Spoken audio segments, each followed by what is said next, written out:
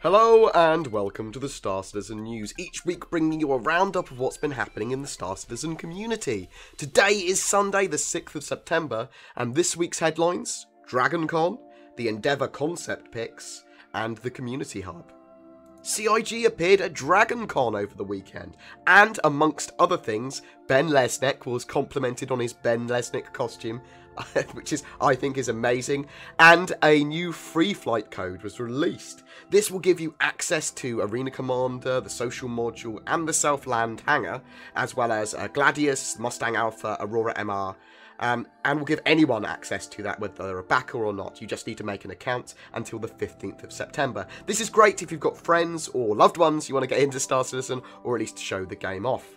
Also at DragonCon, the MISC Endeavour prototype art and concept art was shown.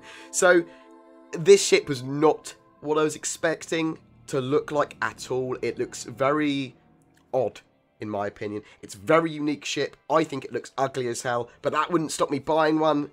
I mean, it looks very weird, and I'd like to see your opinions on this. I'll put all the links to all the photos up.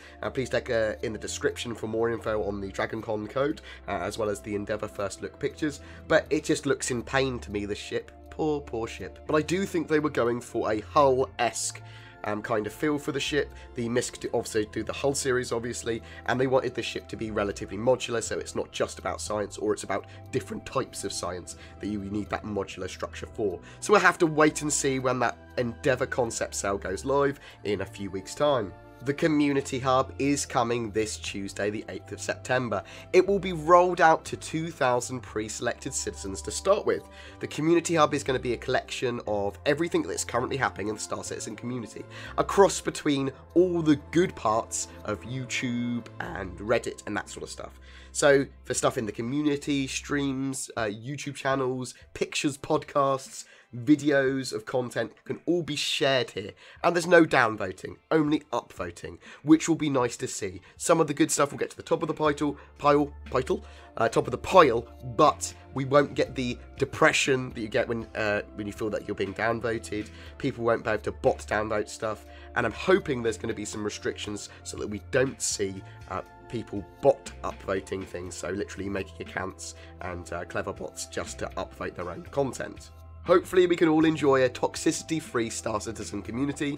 For me and other content providers, the Community Hub is extremely important, and this hub will be going live to the rest of us as soon as possible after Tuesday, basically once the site has been populated with some content.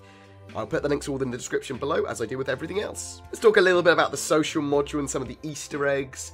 So the social module is currently being explored by many citizens. Some of the additions to that social module, like the chat window that you can open by pressing F12, are available across all the modules now, which is absolutely great, and really makes the difference to the Star Citizen experience at this stage, being able to chat to people simply by pressing F12 and seeing a chat. It's just, it's mind-blowing how simple additions like that can make you go, I can actually do this now. It's really good, it's really fun. The social module Easter eggs that I've discovered are the CIG employee X-rays in the medical hub, the Banu Merchantman stretch goal text. Normally they use some Latin text, but if you look in that X-ray as well, they're talking about stretch goals from the Star Citizen website. They've populated that.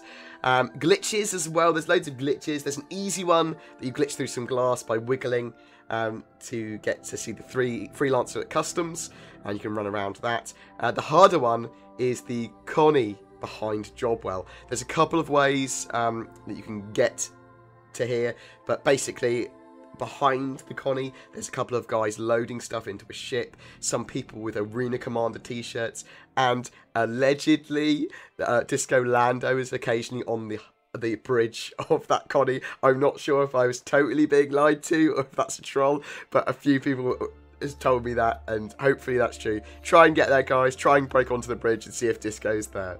Has anyone else found any glitches or Easter eggs? Please share them. I'm really interested to see what you found. Those guys wearing the Arena Commander t-shirts by the Constellation are hilarious as well. The next update for the social module will be called Persistence. This will add a variety of features, including increasing the player cap, opening the Kasaba clothes shop, allowing access to the Million Mile High Club for those that have access to it, and hangar sharing with friend invites. That's going to be absolutely great. If you'd like to know more about the social module release schedule, please check out the description for the links on that. Notes from the verse. This is where I take a selection of other little news chunks that I've seen in the community on forums, reverse the verse, around the verse, that sort of jazz, and regurgitate them directly at your face holes. The Vanguard Q&As. Vanguards are still available until the 7th of September. The Battlefield upgrade kits are a collection of components, so weapons, modules, other little bits and bobs, that can be freely swapped in and out of your Vanguard. And the Sentinel and Harbinger Battlefield upgrade kits will have lifetime insurance of each individual component in that. The Vanguard Warden has no latent E-War ability. No E-War ability unless you put modules in there. You need the Sentinel if you want to have the starting model with an E-War capability, but you will be able to put modules into the Warden and that sort of jazz to give it some E-War, but it doesn't get them as standard. If you have any questions about the Vanguard at all, please put them in the chat below, but I'll also link the Q&As that they did recently to that as well in the description. The monthly report came out, basically giving you a quite detailed look at what all the different studios are doing across the world for Star Citizen. There's absolutely massive amounts of information from Foundry 42, both from Frankfurt and in the UK. If you are interested in seeing the deeper dives into the engineering behind the game, what each of the studios are working on, what they've accomplished over the last month, these monthly reports are really worth reading. And if you're not interested, then avoid them. They are really quite deep reads. So, a quick update on the first-person shooter module, Star Marine. It's still delayed, obviously. They're doing the big merge update, as they're calling it, where they've basically merged CryEngine 3.7, the latest update for CryEngine, into all their code. And also, they're bringing everything in one to a single game development stream. So the social module and the FPS module and the hangar will all share the same code across the board. This will make updates for one go across everything. So improvements that we'll get, patches that we'll get, will be improvements to all of those modules without having to mess around and getting them all to the same level again. This is really important, and this is going to make Star Marine, the first person shooter module, come out, I think, a lot sooner than we expect. Not as soon as we want, but I'm hoping that we get this for CitizenCon. They've said hopefully that they will be all into one game development stream to hand to the game devs by early next week. And then we'll start to see some improvements and a lot of the bugs and blockers be fixed a lot quicker. And finally, not massively news related, but I thought I'd say something. I am no paragon of integrity or morality, but I'm straightforward and honest.